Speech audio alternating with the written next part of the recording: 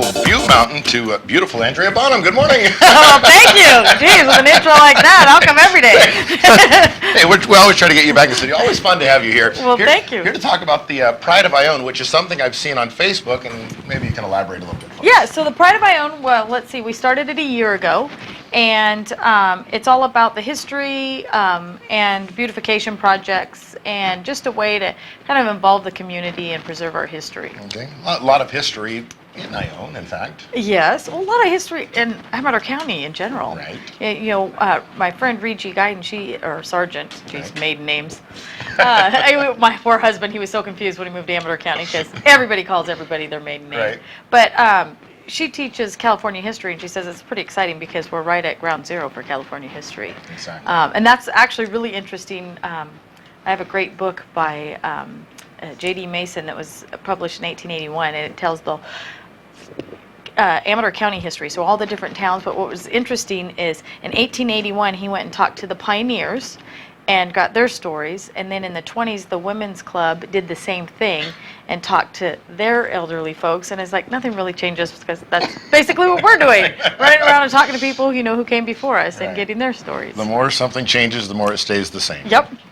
So tell us, you're going to have an event coming up. I do have an event coming up, so we are having our first fundraiser. So we've got a little flyer here, and I think they're going to put it on.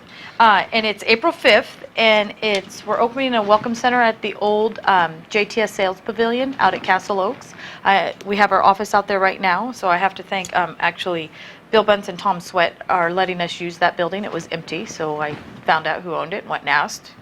Since it was empty, they said okay. So it was, Right. yeah. So we don't know that we can stay there forever, but for now it's been wonderful. So we're having a fundraiser out there, and what's really exciting, we're having a lot of different nonprofits. So there'll be a rail speeder car there, the castle's coming down, IVCA, the Picnic Association, the 5th grade's doing a wax museum of historical figures. Oh, wow. So they're all dressed up and they're frozen, and you go and touch them, and they come to life and tell you who they are.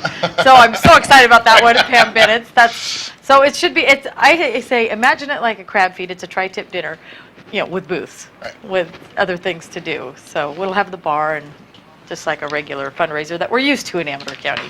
The Bonham family has a lot of history in Ione. Yeah, we do. Actually, I have one project that I wanted to share with you. Okay.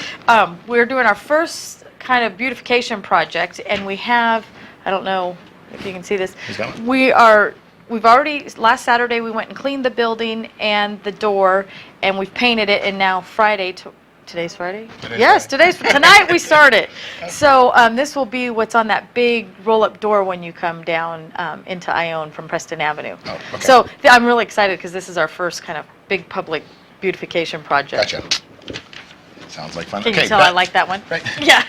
Back to the Bonham family history. We were looking at a brochure here. Yes, this is actually Ernie Bonham. This was my dad's uncle. He pitched for the New York Yankees, and then he went to the Pirates. So he played baseball, and we got to interview a gentleman who's still living who actually played ball with him, who lives down in Rancho Murrieta, Okay. Wally Westlake. Very charming guy. And we spoke about Dave Brubeck. Yes, Dave Brubeck, his family moved to town, I believe, when he was 12. He moved to Ione, and he was best friends with Bob Scully, who lived right down the street. So Etta is still in contact with the family. And it was a jazz musician. Oh, yeah, famous jazz musician. Right. Yeah, pianist. So, Yes. yeah, huge, big deal. If you ever see Tim Burton's jazz documentary, there's a whole section dedicated to Dave. Great. So, yeah, and Take 5 was his his first. He kind of reinvented jazz with the 5-beat, and I'm not musical at all. So that means something to people who, do music. Right.